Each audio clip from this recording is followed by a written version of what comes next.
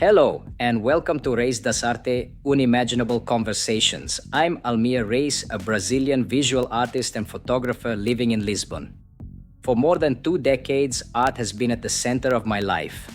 First through photography and later through painting and digital art. In this program, I invite some of the greatest names in art history for conversations that could never happen in real life.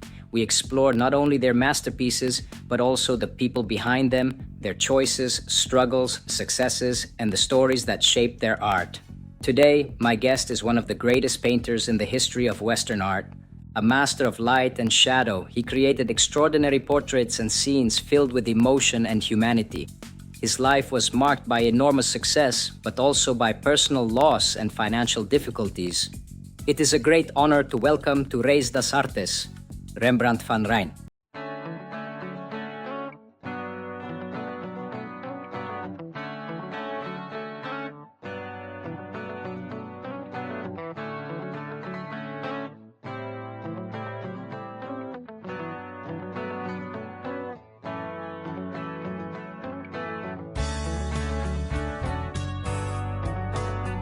Thank you, Almir. It is a pleasure to be here.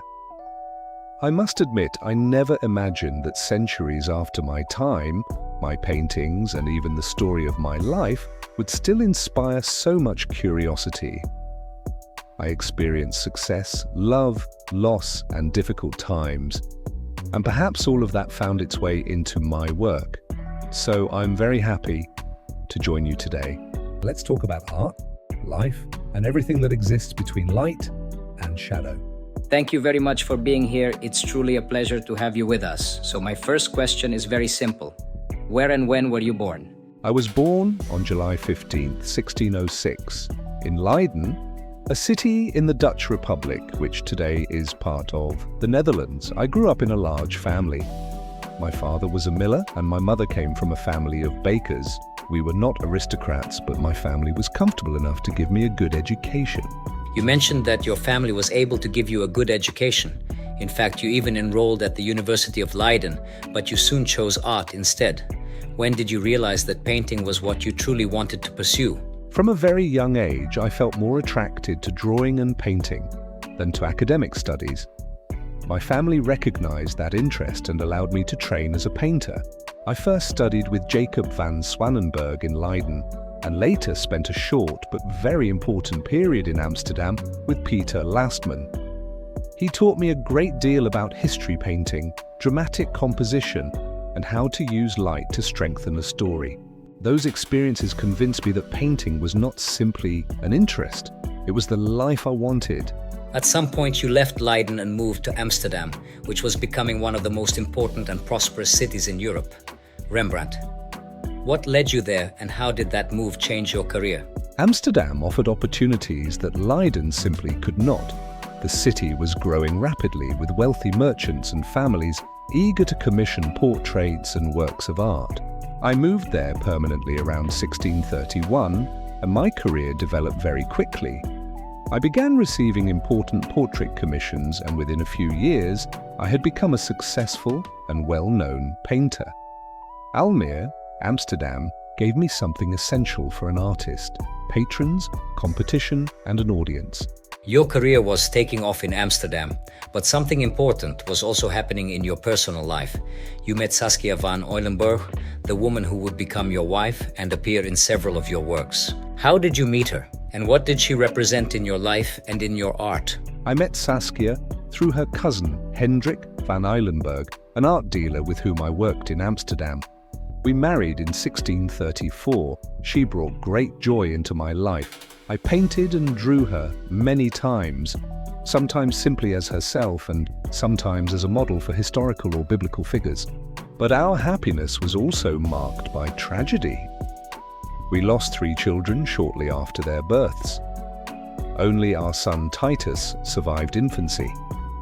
Then in 1642, when she was only 29, Saskia died. Her death changed my life profoundly. Success could not protect me from loss, and perhaps after that, my work began to look even more deeply at human vulnerability. You had already suffered the devastating loss of Saskia, and years later you also lost your son Titus. the only one of your 4 children with her who survived infancy. How did you cope with losing 2 of the most important people in your life? And did those losses change the way you painted and understood human emotion? There are losses you do not truly overcome. You simply learn to live with their absence. Saskia died in 1642, and Titus died in 1668, only a year before my own death. So, although these 2 losses did not happen close together in time, both marked me profoundly. After Saskia's death, and through the many difficulties that followed, my painting became increasingly introspective. Almir.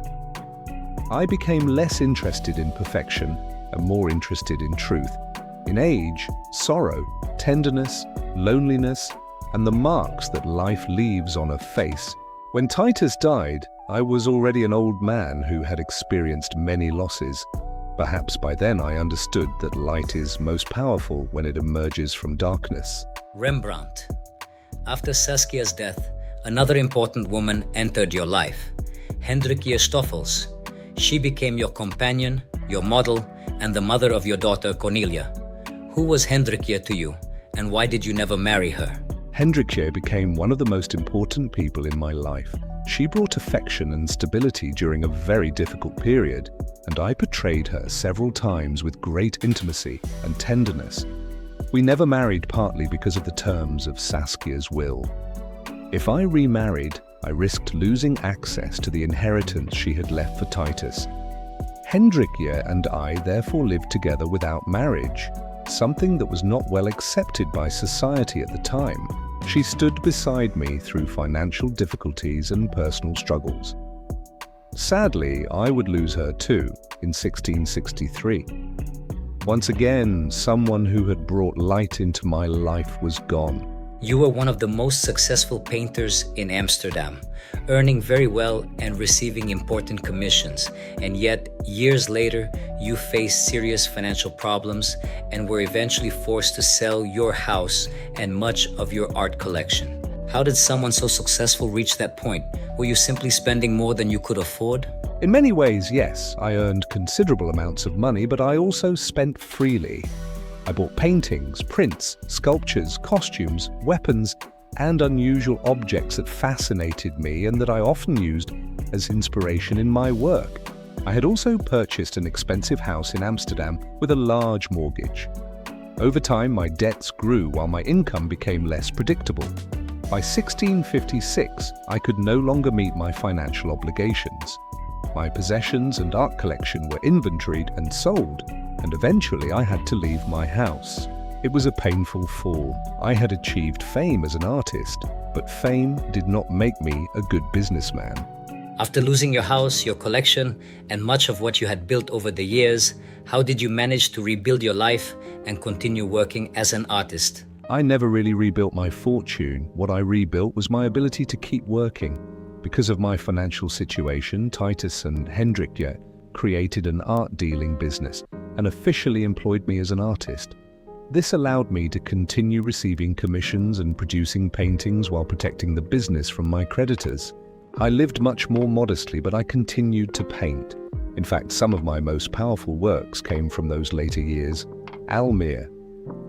Perhaps losing so much changed my priorities.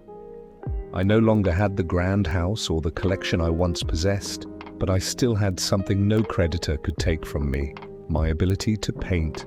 Now I'd like to talk about your art, and I think we have to begin with your most famous painting, The Night Watch. What exactly are we seeing in this enormous canvas, and why was it so different from the traditional group portraits of your time? It is actually a group portrait of a civic guard company in Amsterdam, led by Captain Frans Banning Kok and Lieutenant Willem van Rietenburg. What made it unusual was that I did not want them simply standing in a row, posing for a portrait. I wanted movement, drama, light, and action. I painted the group as if they were preparing to march out. And despite the name by which it later became famous, I did not paint it as a night scene. Over time, layers of varnish and dirt darkened the painting, creating that impression. I have to confess, I didn't know that story. I always assumed the night watch was actually meant to represent a scene at night. That completely changes the way I look at the painting. But there's another fascinating story about this work. Is it true that the painting was actually cut down years later to fit into a new location? What happened to the missing pieces? Yes, unfortunately, that is true. In 1715, many years after my death, the painting was moved to Amsterdam's town hall. It was too large for the wall where they wanted to place it, so portions of the canvas were simply cut away. The largest section was removed from the left side, but strips were also taken from the other edges. Those original pieces have never been found and are believed to be lost. Fortunately, an earlier copy of the painting survived, showing what the complete composition originally looked like. Today, technology has even been used to reconstruct the missing sections and give viewers an idea of how I intended the painting to appear. Speaking of how your work is seen today, I imagine there is something that would be almost impossible for you to understand in your own time: the prices your paintings have reached. Do you know which of your works has achieved the highest price at auction, where some of your most valuable paintings are today? And could you ever have imagined that your art would one day be worth tens or even hundreds of millions? I certainly could never have imagined such figures, especially considering the financial difficulties I experienced during my lifetime. Among my works sold publicly, Portrait of a Man with Arms. Akimbo reached one of the highest auction prices, selling for more than £20 million in 2009. But some of my greatest paintings are essentially beyond price because they belong to major museums. The Night Watch is in the Rijksmuseum in Amsterdam, while works such as The Return of the Prodigal Son are in the Hermitage Museum in St. Today, experts sometimes place extraordinary theoretical values on masterpieces that are unlikely ever to come onto the market. But those are estimates, not actual sale prices. To know that people centuries later consider my paintings priceless is a strange irony. I died with very little money. Perhaps it is proof that the value of an artist's work and the fortune of the artist himself are two very different things. There is another fascinating story involving two of your paintings. You portrayed a married couple, Martin Soelmans and Upjan Koppit, in two magnificent full-length portraits that were created to be displayed together. Centuries later, these works became connected to both Paris and Amsterdam. How did these portraits end up being shared between France and the Netherlands? And are they still kept together today? I painted Martin and Upjan in 1634, shortly after their marriage. They were unusual works for me. Enormous full-length portraits made almost at life-size, reflecting the wealth and social position of the young couple. Their story, centuries later, is remarkable. In 2016, France and the Netherlands jointly acquired the two portraits from the Rothschild family for approximately €160 million. The arrangement was designed so that the paintings would never be separated. France owns the portrait of Upjan through the Louvre, while the Netherlands owns the portrait of Martin through the Rijksmuseum. But despite having different owners, the two paintings are always exhibited together. They alternate between the Louvre in Paris and the Rijksmuseum in Amsterdam. I painted them as a couple, and almost 4 centuries later, two countries made an agreement to ensure that they would remain a couple. Now, I'd like to show you something. These are 5 paintings created more than 2 centuries after your time by another Dutch artist, Vincent van Gogh. Take a look at the colors, the movement, and especially the brush strokes.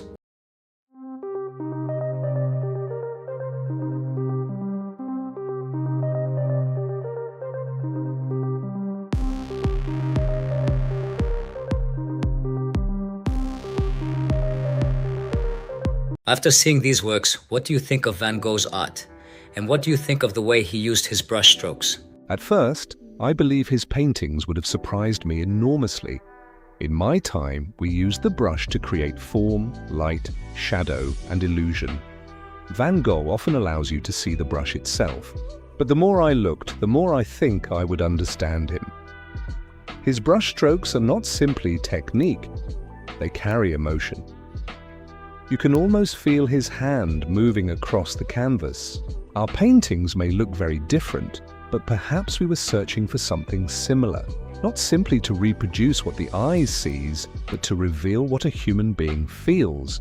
And that, to me, is where great art begins. After everything you experienced, success, love, loss, financial ruin, and a legacy that has survived for centuries, if you could leave one thought about art and life for the people watching us today, what would it be? I would say, do not spend your life trying to escape its imperfections. I painted faces marked by age, sorrow, joy, and time because that is where I found truth. Light only becomes visible because darkness exists beside it. I knew success, but I also lost almost everything. And yet I continued to paint. So perhaps that is what I would leave with you. Create while you can, observe people deeply, and never be afraid of the shadows. Sometimes they are what make the light worth seeing. Thank you, Almir. It was a great pleasure to be part of this conversation and to revisit my life and my art in such an unexpected way. And to everyone watching, I have one final request. Subscribe to the channel, leave your like, and share this video. By doing that, you help Almir grow on social media and give him the support to keep creating more incredible conversations like this one. Art survives when we continue to talk about it, question it, and share it. Thank you for having me, Almir. And to everyone watching, I hope to see you again, somewhere between light and shadow. Thank you so much for this incredible conversation. It was truly an honor to have you here, and thank you all for watching.